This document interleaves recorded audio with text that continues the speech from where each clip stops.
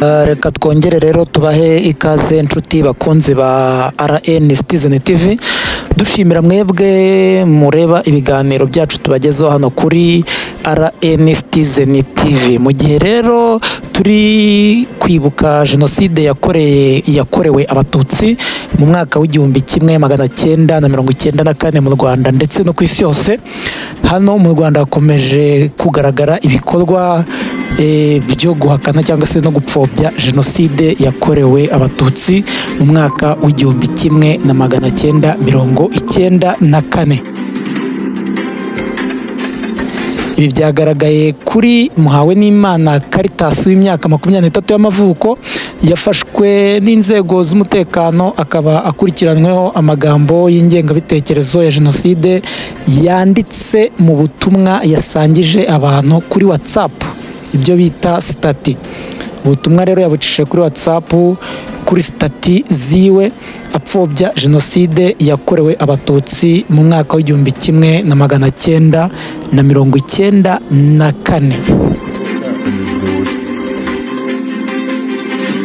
Ni amagambo yumvikanisha ko atemera kwibuka abatutsi bishwe, ahubwo ko we azibuka abahutu.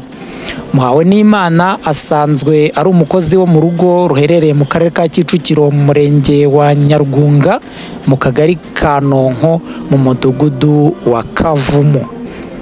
Uyu Muhawenimana yavukiye i Nyanza mu murenge wa Busasamana mu kagari ka Nyamure mu mudugudu wa Gatare.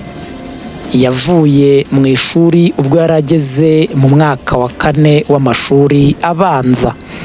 Muhawenimana kandi afite se, nyina akaba yarapfuye nk'uko inzego zaho akekwaho gukorera ibyaha zabitangaje. Uyu Muhawenimana Caritas ni imfura mu bana bagera kuri 5.